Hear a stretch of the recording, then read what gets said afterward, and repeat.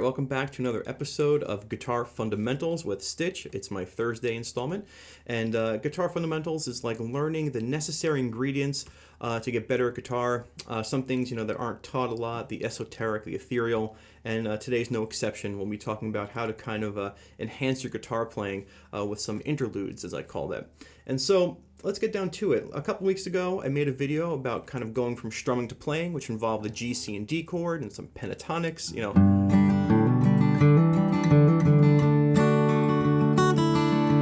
this thing. And the video really took off, and I figured, let's use those same chords and do stuff with those chords up and down the neck. And so the idea is, if you're, writing stuff, jamming, just playing some guitar, and you want to learn how to make more music out of the guitar neck, this is how it works. And so we're going to talk about those three chords in relationship to each other first. The G, the C, and the D chord are in the key of G. They're known as the 1, 4, and 5. And if you want to, I have a very, very old video about songwriting with 1s, 4s, and 5s, and how those three chords are really much like pretty much all you need to write a hit. You can use other chords, but these are the main ingredients. And so when you look at these guys, G, C, and D, if you're writing a song with just G, C's, and D's, and you're just down here, and you're playing down here the entire time, it's hard to kind of sound, I'm not saying not sound interesting, because that sounds interesting, but it's hard to sound just, out of that pocket into something a little more pizzazzy. And so how are we going to pizzazz it up? All right, here we go. We're going to find those chords up and down the guitar neck, but in a very simple manner on the first three strings, or the last three, however you want to look at it. The thinnest three strings, the E string, the B string, and the G string, excuse me. And so let me just show you one chord shape. If you take your finger and you put, your first finger on the 3rd fret of the B and E string, and you put your middle finger on that 4th fret here, like this. This guy here, that's a G chord. It's a little mini G chord. If you're interested in learning parts of the Cage chord system, there'll be a video linked above. And that's a G chord, right? And then if we move this to the 8th fret, that's a C chord. Now don't worry, you're probably rolling your eyes and saying, I know this, but it gets really interesting, real quick. And 10th fret would be a D chord. So I have my G, my C, and my D. And the idea is, well, is this enough to make it interesting? Not really, but let me show you if I did something like this, like...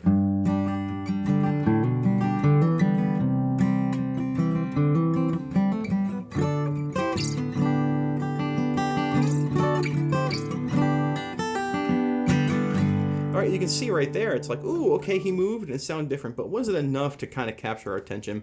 I don't know. How can we add to this? Well, we have this guy here, again, 3rd fret, 3rd fret for the G, 8th fret for the C, and 10th fret for the D. Let's find some more. This one I'm going to show you is one of my favorite chord voicings, this D-shaped chord. Like down here would be a D, right? But if we move it to our 7th fret here, all right, this is a G. If you want to write these down, or they're going to be popping up on your screen, this is my G. All right, now I have a D, of course, here, and you can play your C up here on the 12th fret if you want to. Okay, the root note, by the way, is being where your ring finger is. If I do this, this is a G note here, and this is a little mini G chord. And when you play a D chord here, it's named after this note here. And you can bring, like I said, your C chord all up here, but you can also play just with your first finger here. And now, let me kind of use those.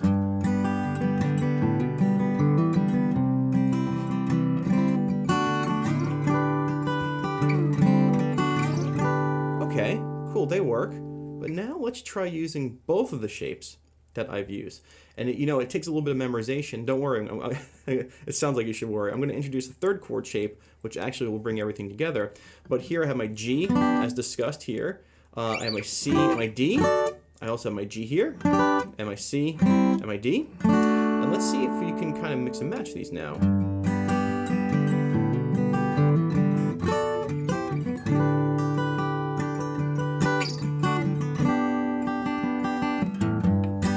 Now you see what I did there is I mixed and matched.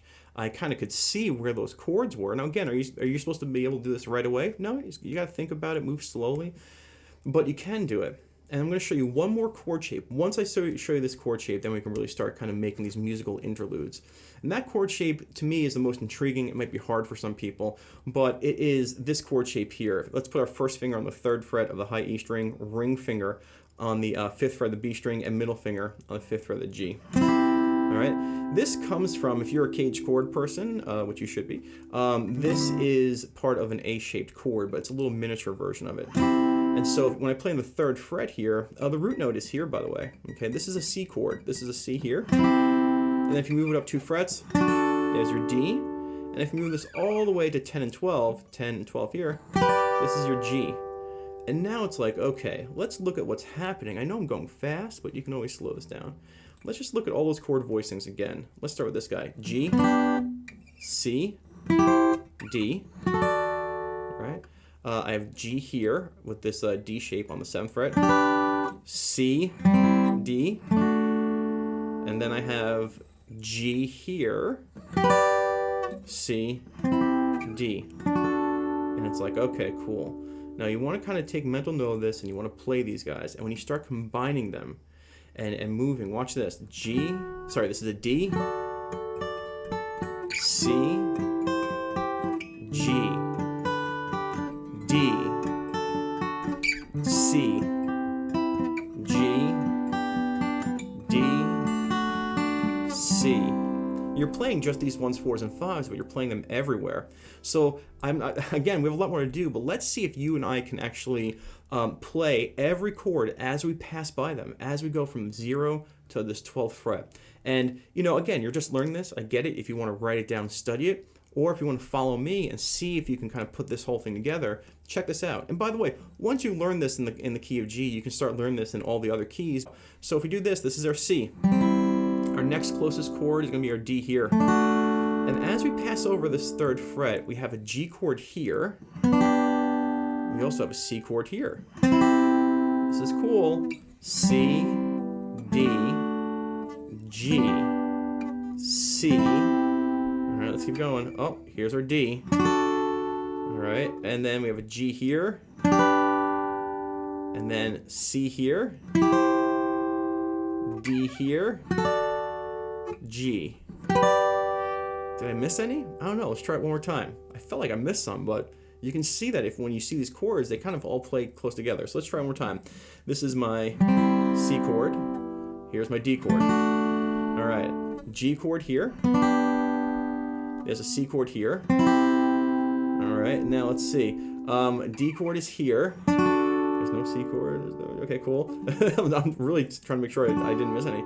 Then I have my G chord here. I have my C chord here. I have my D chord here. And my G chord here. Perfect. And you can write this stuff down. But now, once you get that roadmap, as you pass by these things in this order, you can really create some cool musical interludes.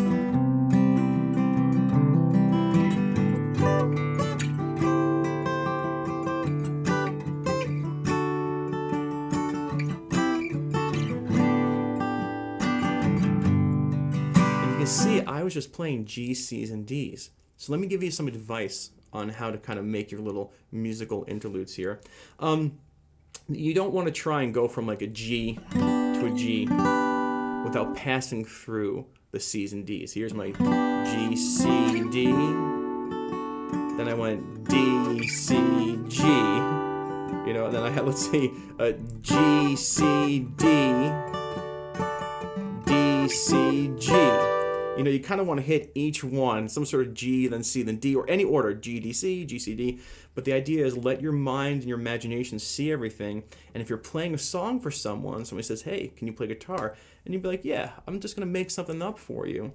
You can really sound professional and give somebody what we call a musical interlude, a break from the normal guitar playing down here.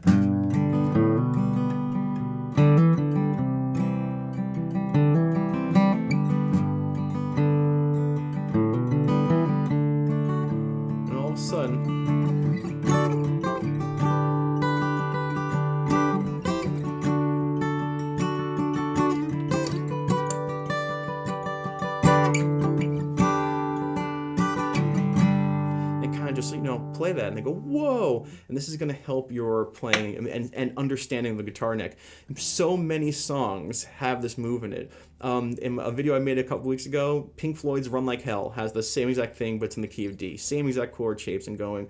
So hopefully you can take this kind of lesson here and make something up in the key of G, excuse me, and really put in these little musical interlude breaks into your playing and create some pizzazz. I'm going to address one more thing. You don't have to play them as strums or as chords. You can arpeggiate them, just like I did.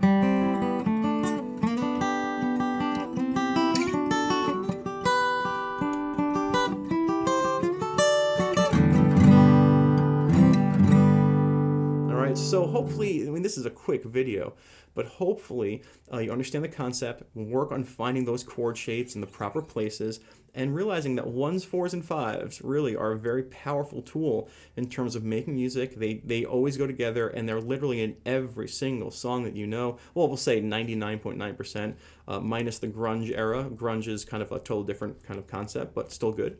And I'll stop talking. So go practice your musical interludes with these little like chord doppelgangers or little like chord additives, however you want to think of them, just little voicings of chords to help move your music along. I'll stop talking. Thank you so much for being here. If you're a member of Patreon, I'll be making a ton of practice videos on this, and hope to see you next Tuesday with another guitar, StichMethod, improv guitar. I have a good one picked out, and I'll see you guys soon. Make sure you share, subscribe, blah, blah, blah. I'll see you soon. Bye-bye.